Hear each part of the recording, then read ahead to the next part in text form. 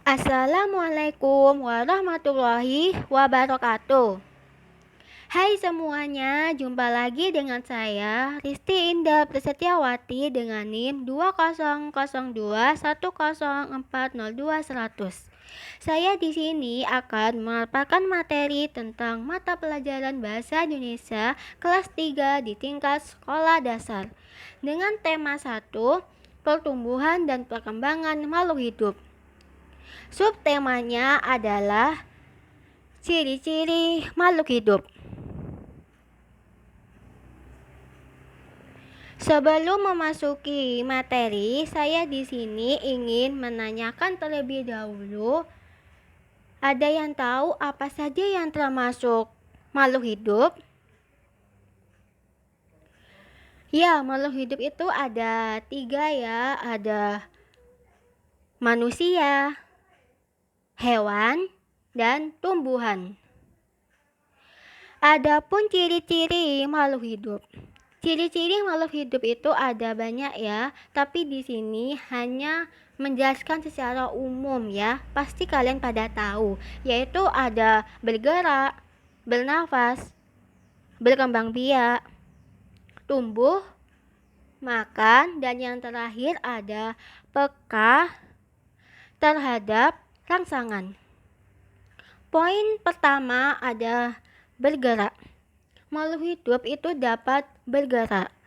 Contohnya seperti gambar yang sudah saya tampilkan. Contoh hewannya ada cicak dan ikan. Kalau manusia, ini gambarnya ada seorang 4 anak. Kalau tumbuhan itu dapat bergerak, tapi pergerakannya itu terbatas.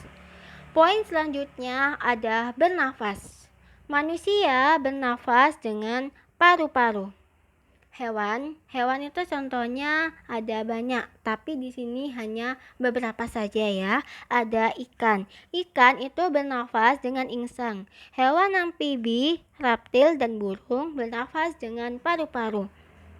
Tumbuhan ini bernafas dengan stomata atau mulut daun. Poin selanjutnya ada tumbuh dan berkembang. Seperti gambar yang sudah saya tampilkan, ada gambar manusia dan hewan. Manusia itu dapat tumbuh dan berkembang. Kalau hewan juga dapat tumbuh dan berkembang. Apakah tumbuhan juga dapat tumbuh dan berkembang? Ya, tumbuhan itu sama dapat tumbuh dan berkembang.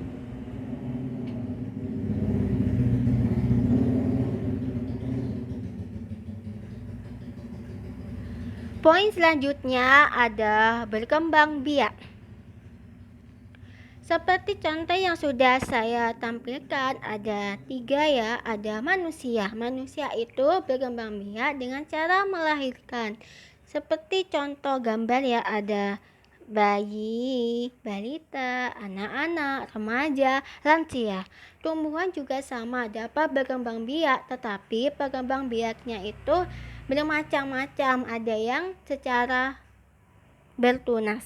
Kalau hewan juga sama dapat berkembang biak, dan berkembang biaknya juga bermacam-macam. Contohnya seperti kucing dan sapi itu berkembang biaknya dengan cara melahirkan. Kalau ayam, ikan itu berkembang biaknya dengan cara bertelur. Poin selanjutnya ada makan. Makhluk hidup memerlukan makanan dan air. Manusia memerlukan tumbuhan dan hewan untuk makanan. Sebagian hewan juga memerlukan tumbuhan untuk makanan. Seperti contoh yang sudah saya tampilkan, ada 3 gambar ya. Pertama ada seorang anak gadis sedang menyiram tanaman. Gambar kedua ada kuda sedang makan rumput. Yang ketiga ada 3 seorang anak sedang makan. Jadi makhluk hidup itu sangat memerlukan makanan dan air untuk keberlangsungan hidupnya. Poin selanjutnya ada peka terhadap rangsangan. Makhluk hidup itu peka terhadap rangsangan. Kepekaan makhluk hidup terhadap rangsangan itu berbeda-beda ya. Contohnya seperti kita manusia. Jika kita melihat sinar matahari atau sinar yang menyilaukan, pasti kita secara spontan akan menutup mata kan?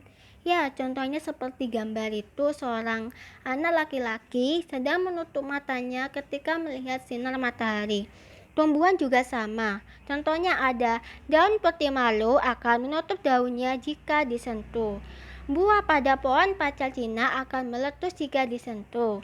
Hewan juga sama, ada landak dan kaki seribu akan menggulung badannya jika disentuh. Itu salah satu contoh peka terhadap rangsangan. Contoh gambar yang kedua itu ada gambar tangan sedang memegang putih malu, tapi putih malu itu langsung menutup. Lah itu contoh peka terhadap rangsangan. Gambar selanjutnya ada kaki seribu itu. Kaki seribu ketika disentuh akan menggulung. Lah itu contoh peka terhadap rangsangan. Setelah kita mengetahui apa saja makhluk hidup dan ciri-cirinya, mari kita membuat kalimat kata berkembang biak, makanan, bernafas, dan tumbuh. Berkembang biak. Ikan berkembang biak dengan cara bertelur. Makanan. Manusia membutuhkan makanan dan air untuk bertahan hidup. Bernafas. Ikan bernafas dengan menggunakan insang. Tumbuh. Anak sapi dapat tumbuh menjadi sapi dewasa. Jadi itu saja ya contoh membuat kalimat dari kata berkembang biak dan sebagainya. Sekian, terima kasih yang dapat saya sampaikan. Mohon maaf apabila ada kesalahan dalam pengucapan kata ataupun salah dalam mengapakan materi. Mohon maaf ya yang sebesar-besarnya. Jika ada yang ingin dipertanyakan, bisa mengisi di kolom komentar. Demikian yang dapat saya sampaikan. Mohon maaf. Wassalamualaikum warahmatullahi wabarakatuh.